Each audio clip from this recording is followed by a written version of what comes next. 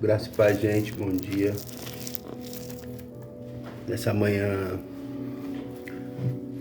eu tenho no meu coração de iniciar algo com vocês a respeito de um devocional. Não sei como vai ser, de verdade. O desejo do meu coração é que o Espírito Santo de Deus ele faça da maneira que ele quiser fazer. Estou começando isso completamente sem recurso nenhum. Hoje só estou eu, minha Bíblia, o celular e a canequinha de café. Então, vamos tomar um café junto, vamos compartilhar dessa palavra junto, porque é o que tem nos alimentado. Eu vou fazer isso com o meu celular, então qualquer coisa que aconteça, você entende que é algo simples, é algo básico. Porém, eu vou tentar dar uma mexida para melhorar em breve, porque é algo que está queimando muito no meu coração, de compartilhar daquilo que Deus tem falado conosco, uma visão profética a respeito das coisas que têm acontecido. Enfim, e o que eu quero fazer com você, primeiramente eu vou ler uma palavra aqui, que o Espírito Santo colocou no meu coração, muito forte, e eu quero orar com você, amém? Vamos orar primeiro. Senhor, nosso Deus e nosso Pai, eu quero te dizer bom dia, Pai, dizer que somos gratos por poder abrir nossos olhos nessa manhã e contemplar toda a Tua criação e ver as coisas que o Senhor tem feito na terra. Também poder testificar e testemunhar as coisas que o Senhor tem feito na nossa vida, tem feito em nós e através de nós, não só como corpo, mas como igreja do Senhor. Nós sabemos que grande é a expectativa da humanidade a respeito daquilo que os filhos vão fazer por esse tempo, e por isso nós nos colocamos como filhos. Nós nos posicionamos nesse ambiente, nesse lugar de paternidade, para conversar com o Senhor e designar na terra decretos espirituais que o céu declara. Pai, nessa manhã, como uma voz profética, como boca profética, eu me coloco à disposição do Teu Espírito, me coloco à disposição da Tua presença, para que o Teu Espírito fale através de nós, Pai. Já existe essa palavra queimando ao meu coração e eu sei que coisas grandes o Senhor tem para fazer a respeito dela. O desejo do nosso coração é que essa palavra alcance algumas vidas e que através dela o Senhor toque pessoas, que o Senhor cure, que o Senhor sare, que o Senhor salve, que o Senhor restaure casamentos, que o Senhor liberte pessoas cativas e que a glória do Senhor venha se fazer conhecida na terra mais um tempo. Eu te agradeço, te peço, orando no nome do Senhor Jesus. Amém, Jesus. Segunda carta de Paulo aos Coríntios, capítulo 4, versículo 7, ele vai dizer bem assim, eu vou ler para você. Na epígrafe diz, o poder de Paulo vem só de Deus. Diz assim, a partir do versículo 7, temos, porém, esse tesouro em vasos de barro, para que a excelência do poder seja de Deus e não de nós.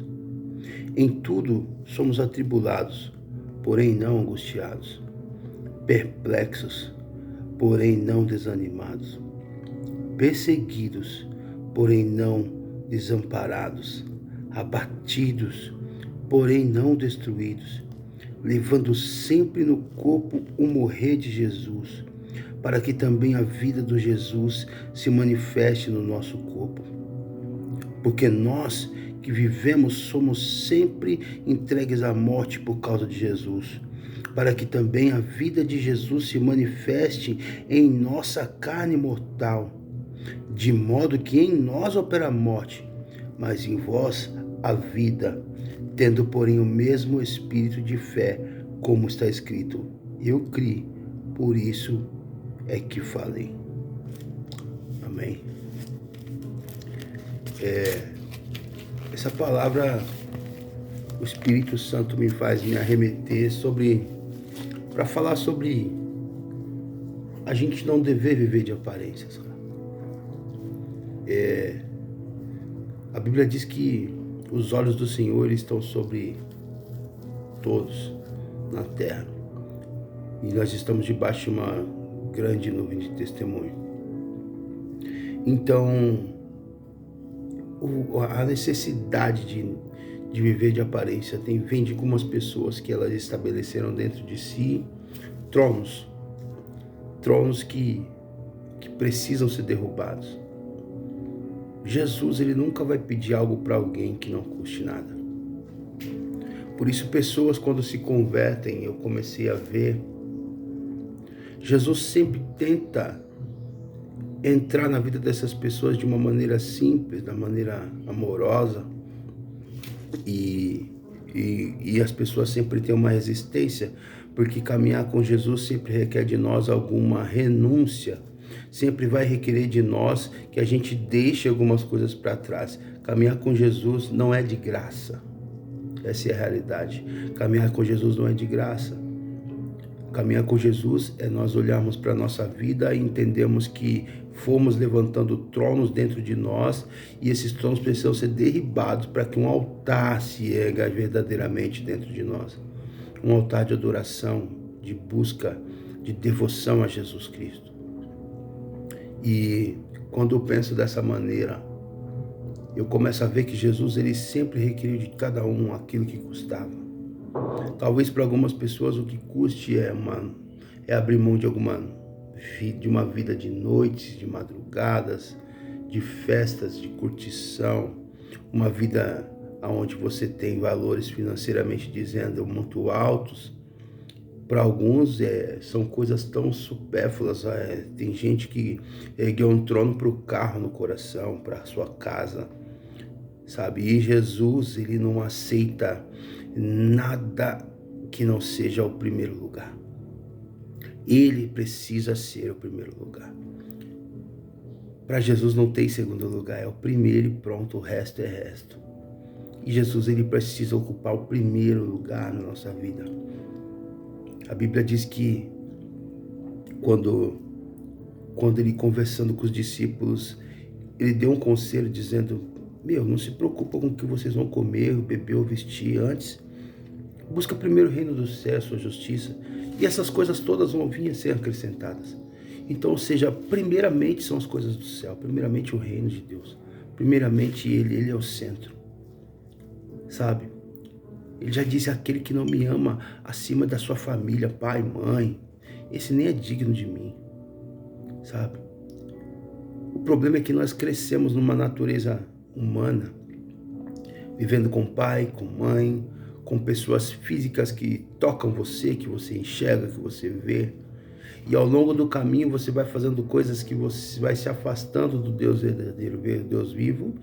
E aí quando você toma consciência de que precisa se religar a Ele, a referência que você tem é visual. Você vê alguém, você quer um Deus que você vê, porque você já não consegue senti-lo. Talvez até sinta, mas não discerne que é Ele, porque o Espírito de Deus habita em você. E quando o Espírito de Deus habita, ele vem, te toca e ele te fala. E Jesus disse que ele viria e ele nos convenceria do pecado, da justiça e do juízo. Então esse Espírito de Deus, ele sempre está.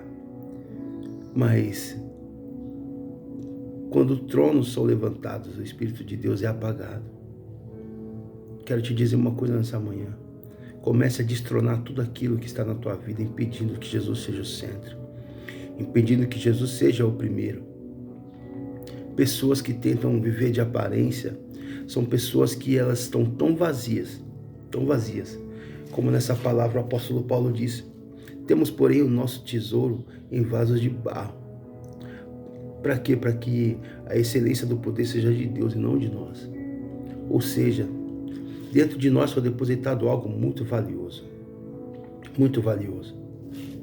E isso precisou ser depositado em nós, que somos simples, vasos de barro simples, mas que carregamos um grande tesouro. Por quê? Porque a excelência não pode estar no que é exposto. A excelência não pode estar no vaso, por isso ele colocou no vaso de barro. Não vai estar em mim e você, a excelência não pode estar na sua aparência.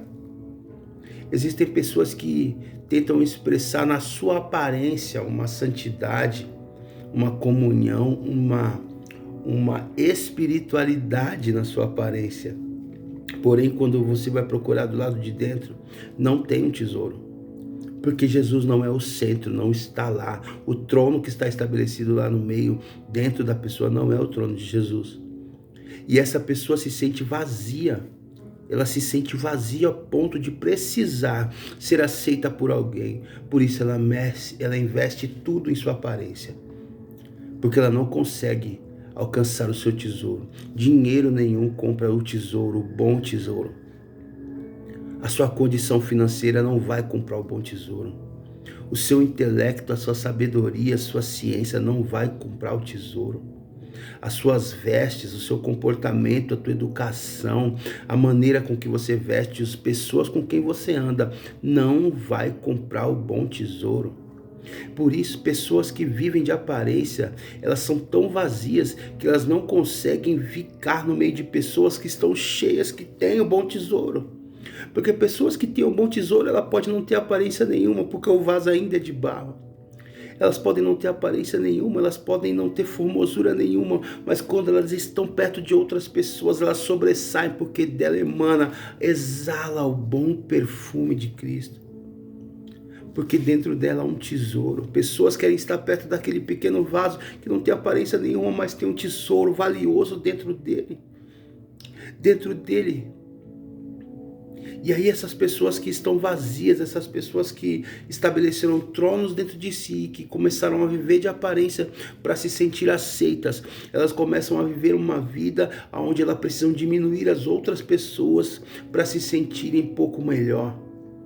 Ei, deixa eu te dizer uma coisa. Quebranta o teu coração, cara. Abre mão daquilo que te custa e pede para que Jesus venha e deposite sobre você o bom tesouro. A presença dele. O que é o bom tesouro, cara? Já pararam para pensar o que é o bom tesouro que ele fala?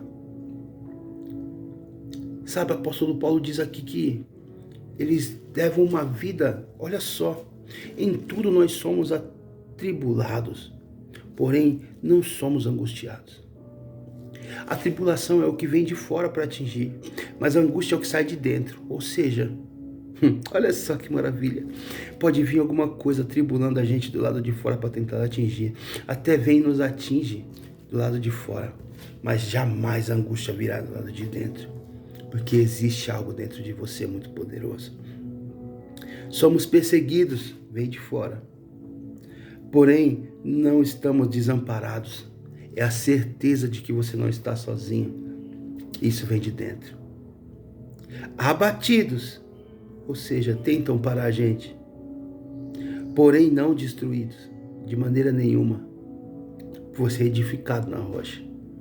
Isso é por dentro. Olha só isso. Levando sempre no nosso corpo o morrer de Jesus Cristo. Olha onde me chamou a atenção aqui. Versículo 11 e 12. Porque nós que vivemos somos sempre entregues à morte por causa de Jesus, para que também a vida de Jesus se manifeste em nossa carne mortal. Olha isso. De modo em que nós opera a morte, mas em vós opera a vida. É isso que se trata de um vaso de barro que está cheio do bom tesouro. Sabe, Jesus, ele disse, se o grande trigo não morrer, ele não gera, não produz vida. Eu acredito que Jesus nos chamou e ele requer de nós que a gente morra para a nossa vida natural, que a gente derrame a nossa vida na terra, despeje tudo que nós sejamos aqui. Morremos para o mundo, mas vamos viver para ele. Quando a gente morre para o mundo, quando a gente morre para o mundo, a gente vive e a gente consegue transmitir vida, irmão. Pensa comigo numa coisa. Se você hoje olha para a tua vida, que tipo de vaso você é? Que tipo de vaso você tem sido? Será que você está tentando suprir a necessidade de ser cheio por dentro, se adornando todo pro lado de fora? Será que você tem diminuído pessoas para se sentir num nível de aceitação maior? para que haja pessoas ao seu redor. Isso se chama bajulação. Cara, eu quero te dar um conselho. Pede para o Espírito de Deus vir. Se diminua. Abra mão do que tiver que abrir, porque os dias são maus. Abra mão do que for necessário, mas viva uma vida plena em Cristo. Comece a colocar Ele no centro nessa manhã. Peça, Espírito Santo, vem e derruba todo trono que foi erguido dentro de mim, que não é seu. Todo trono que não te glorifica, Espírito de Deus, seja derrubado. Sim, o Espírito Santo ele vai encontrar você hoje. E essa é a minha oração. Porque ele depositou um bom tesouro em vasos de barro. Tem muito vaso de ouro querendo tesouro, mas ele já é o próprio tesouro. Tem muito vaso de prata querendo. E o valor não pode estar exposto no vaso, mas sim no que é depositado dentro dele. Por isso ele disse, para que a excelência do poder não seja nossa, do vaso, mas sim de Deus. Porque o que está dentro de nós é de Deus. Talvez você, nessa manhã, ouvindo isso, pense, poxa, esse cara chegou aqui falando de coisas que já vem mexendo com algo meu, uma dureza.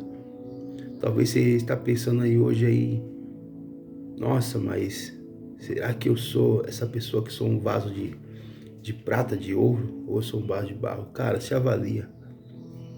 Em amor, eu quero te dizer uma coisa. Nós estamos chegando no final de toda essa história. Nós já estamos chegando. Prestes as trombetas soarem. E não há mais tempo para os vazios. Para viver esse tempo que está chegando, é necessário que a gente viva cheio da excelência do poder de Deus.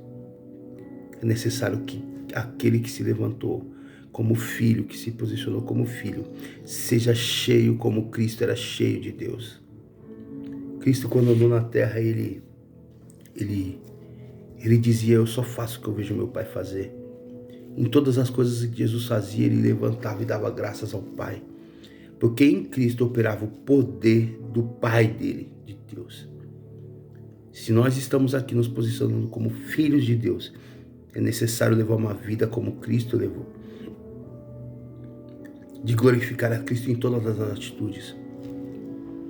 De querer que haja em nós o mesmo sentimento que houve em Cristo. Sabe? De nos gastar e deixar ser gasto por esse evangelho, por esse amor. Porque os dias são ruins e estão se aproximando. E só quem estiver cheio vai permanecer. Chegou o tempo em que o fogo verdadeiramente virá. As pessoas por muito tempo clamaram por um fogo de Deus. Clamaram por um fogo de Deus e muitas das vezes achando, movido por emocionalismo ou sentimento de um avivamento que ainda sem discernimento, pedindo fogo. Mas o fogo de Deus vai vir para depurar, para refinar, para limpar e queimar toda a palha. Então avalia tuas obras, avalia tuas mãos, seus comportamentos. Porque quando esse fogo de fato vier, aquilo que é palha vai queimar. Aquilo que é ouro, ele será purificado. Eu quero orar com você nessa manhã. Espírito Santo, tens todo o poder aqui, Espírito Santo. Jesus, teu nome é poderoso nos céus, na terra e debaixo da terra. E eu acredito que o Senhor quer imprimir em nós, Jesus, a tua forma, o teu caráter, a tua maneira de ser. Então eu te peço nessa manhã, Jesus, alcança essas pessoas hoje. A cada coração que levantou um trono que não te glorifica. Ajuda essas pessoas hoje a derrubar esses tronos, ó Pai. Ajuda essas pessoas, ó Pai, hoje nessa manhã, a te colocar no centro desses ambientes, ó Pai amado. Porque a vida deles precisa transmitir vida, Pai, ainda que eles morram. Pai, no nome de Jesus, que a tua glória se faça conhecida em toda a terra. Através dos teus filhos, Pai amado, posicionados, filhos ruios, filhos maduros, ó Pai. Filhos que não vão se corromper por dinheiro, por status, por fama, por comportamento nenhum. Filhos que não estão com o coração em outra coisa senão te conhecer e te fazer conhecido. Filhos que estão, Pai amado, verdadeiramente preocupados em que a tua vinda se aproxime a cada dia mais e mais rápido. Pai amado, filhos que se submetem ao teu senhorio, ao teu comando. Espírito Santo de Deus, eu quero te pedir que o Senhor invada esse ambiente e o ambiente de cada pessoa que assista esse pequeno vídeo, Pai. Essa pequena palavra e toque neles, Pai. Toque trazendo lucidez, trazendo inconformismo, trazendo, Pai amado, um incômodo para que haja uma transformação interior de dentro para fora, Espírito Santo. Porque só nós nos transformando, nós podemos nos parecer com o Senhor, Pai. Muda a nossa maneira de enxergar, muda o nosso modo de pensar, traz a renovação para o nosso entendimento, para que a gente consiga viver a boa, agradável e perfeita vontade do Senhor, Senhor. É o meu desejo e o desejo da tua noiva por esses dias, Pai. No nome de Jesus, Pai. Em o nome de Jesus, Pai. Amém. Que você seja edificado. Que esses tronos que não pertencem ao Senhor, eles sejam derrubados da tua vida. E que a presença de Deus, ela se manifeste em você. Cada dia mais. Cada dia mais. Que a glória do Senhor resplandeça sobre você. Que o grande amor de Deus, a graça do Senhor Jesus Cristo e a consolação do Espírito Santo esteja com todos vocês, de hoje para todo sempre.